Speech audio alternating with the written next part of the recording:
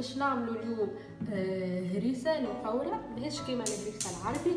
الهريسه العربي الاخرى معناها الهريسه العربي الاخرى ناخذوا الفلفل الشايح، وهذه ناخذوا الفلفل هكايا النورمال الاخضر، وناخذوا معاه كيما الاخرى زيت الثوم، راس ثوم. وانت وكونتيتي الفلفل باش تعملها، انا باش نعمل ب5 كيلو فلفل وخذيت 3 رؤوس ثوم. نقصوه هكايا، ناخذ القرن نحيوه من فوق، هذاك راسه من فوق نقصوه هكايا على 2 ونحيوه الزريعه نتاعو في الوسط، ونقصوه في 2 خاطر القرن طويل، وكي يبدا لك القرن قصير من غير ما تقصو هكا انت عندك ميزانك.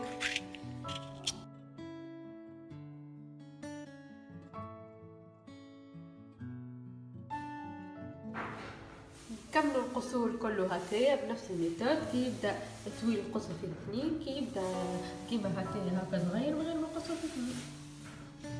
بعد ما غسلنا الفلفل بالكدا ديريكت نحطوه يتفور هكا، نحطو ماء في المقفول من اللوطه ونحطو الفوق الكسكاس اللي فيه الفلفل ونحطوه يتفور.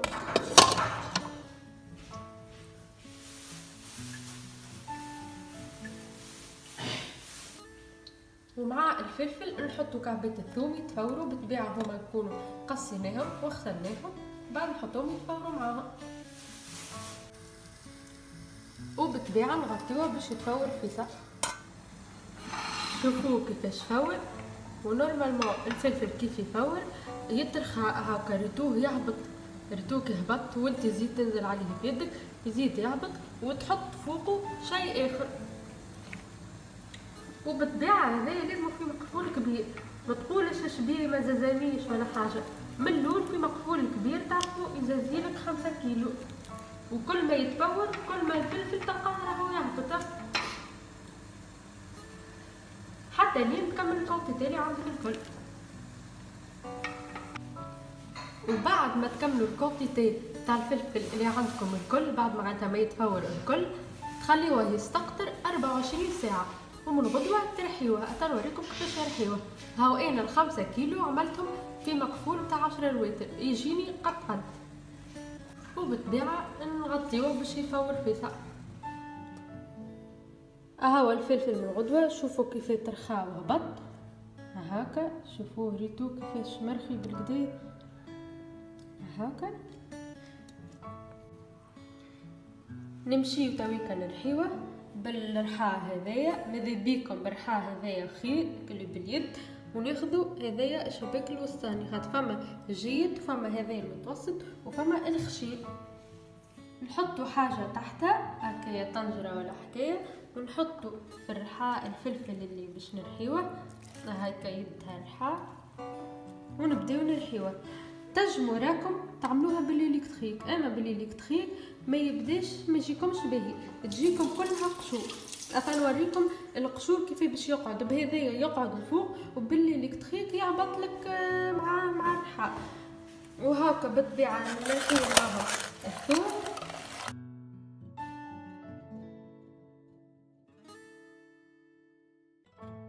تقعدوا ترحيو هكايا حتى يوفى الكونتيتي نتاع الفلفل الكل. ما نقولكمش راهي سهله، اما راهو باش نطلع لكم حاجه بنينه ونظيفه معموله في الدار. وسع بالك واعمل حاجه نظيفه خير من اللي تمشي تشريها من الشارع. باش نوريكم انا القشور كيفاش يقعد هكا، ريتوه ديجا على جنيك كيفاش قاعد هكا ريتوه. انا نكمل الكل وتنوريلك معناتها برشا كيفاش. هاو بعد ما كملت رحيت شوفوا ريتوه ديجا، ريتو كل قشور ريتو كان رحيتوها بالإلكتريك، راهو هذا كله هبط معاه، ما قعدش كيما في هذايا كي من فوق وريتولكم هكا على جنب كيفاش ريتو هذايا وحده. كاين بالإلكتريك كما قلت لكم راهو هبط، هذاك عليه ماذا بكم تعملوا كيما اللي وريته لكم باليد خير. صحيح اصعب اما خير، وبيدك تجيك رطبه ومحلاها كيما الهريسه الحكك. اما بالإلكتريك تجي كلها قشور، ماهيش باهيه برشا حسيبوا تجيكم بالإلكتريك، وانت حره كتحب تعمل بالإلكتريك انت حره. اما انا هنصحكم انتم كيما تحب. هاك الهريسه شوفوها كيف كملنا رحيناها، شوفوها كيف ريتوها جاريه، ريتوها كيفاش. توي كنحطوها على الغاز على نار متوسطة، مش عالية ومش واطية، ودوبة تغلي احنا نوطيو. دوبة هي تغلي احنا نحطوها على نار هادية حتى لين تنشح وتولي كونسونطري بالكدا. نوريكم كيفاش لازمها تولي بالضبط، نوريكم بالضبط كيفاش لازمها تولي. كيما قلت لكم كيف تغلي انت توطي عليها، ولازمنا رانا نشيحوها. علاش؟ باش تصبر لنا اكثر، خاطر كان نحطوها بماء تراسينا نحطوا لها دواء من الفارماسي باش تصبر لنا وكل شيء. دونك احنا نشيحوها بالكدا باش هي تصبر، على خاطر هكايا انفع. راهو خير من تراسيلك تحط كما قلت لكم برودوي من الفارماسي اللي هو كله برودوي شيميك. دونك هكايا تغليها وتنشحها وحدك خير من تحط لها اضافات مش باهيه لصحتك وكل شيء. هكاك عاده تولي كيف الحكوك باش تحط لها لي برودوي. هيا الهريسه نتاعنا كما قلت لكم وقت اللي غليت وطيناها خليناها على نار هاديه وكملت التطيب نتاعها على نار هاديه. شوفوا كيفاش ولات الكونتيتي نتاعها، هكا كانت برشا معناتها اخر كانت معبيه هكا، وتوا هكا نشحت من الماء نتاعها. شوفوا كيفاش ولات ريتوها هكاكا. توا كنطفيو عليها ونخليوها حتى تبرد، وكيف تبرد احنا نفوحوها، ما نفوحوهاش وهي سخونه، نفوحوها كي تبرد. وكيما قلت لكم الفلفل لازم يستقطر بالكدا 24 ساعة حتى أكثر باش يتنحى منه الماء الكله، باش انتي تنجم تغليه هكايا. كان باش تخليه بالماء نتاعو باش يتعبط، باش ياخذلك برشا وقت في التطيب في الغليان هكايا. توي كنخليوها تبرد، وكيف تبرد احنا نفوحوها. هيا الهريسة بعد ما بردت كما قلت لكم خليوها تبرد شوية قبل ما نفوحوها. نبداو توي كنفوحو على 5 كيلو فلفل. ذكرت راهي عملت 5 كيلو فلفل باش نحط مغرفتين كبار ملح. الملح لازم يكون ارطب. وشوفوا اللي انا قلت لكم 5 كيلو كانت معبيه هوني المقفول ولات مشاطر. نحطوا مزيده مغرفتين تابل مش معبين برشا، مغرفتين تاع ماكله مش معبين برشا.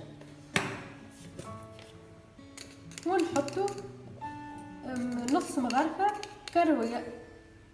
الكرويه وريتكم كيفاش نعملوها في الدار وحدنا، والتابل زاده وريتكم كيفاش نعملوها. توا نخلي لكم اللينك تاعهم تحت الفيديو هذايا اللي يحب يتفرج فيهم ويعملهم. نخلطوهم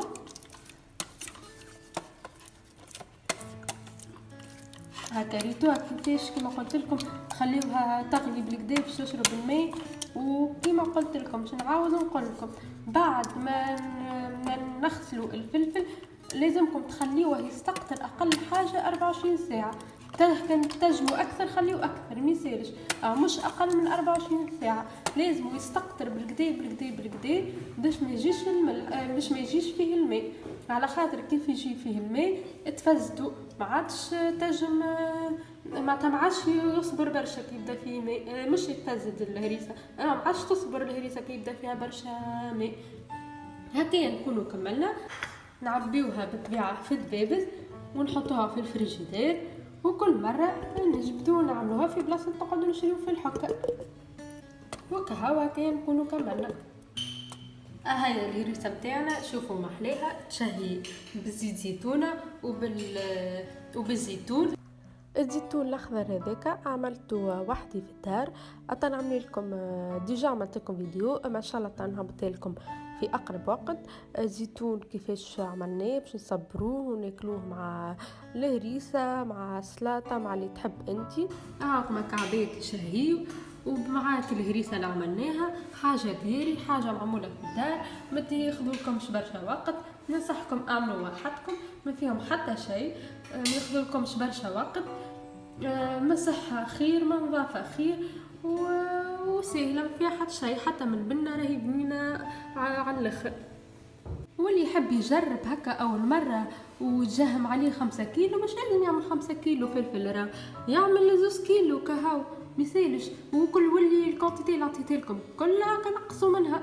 في بلاصه مغرفتين ملح حط مغرفه ناقصه شويه خاطر 2 كيلو بركه انت تابرتي كيف وكهو معناها ما فيها حتى شيء، نفس لي زيتاب. دوبا نقص في الهريسه، نقص في اللفاح وكهو. هكا نعبيوها كما قلت لكم في الدبابز، نجمو ناكلوها هكايا، نحطوها كيفاش نعملو ساندويتش اي حاجه. كهو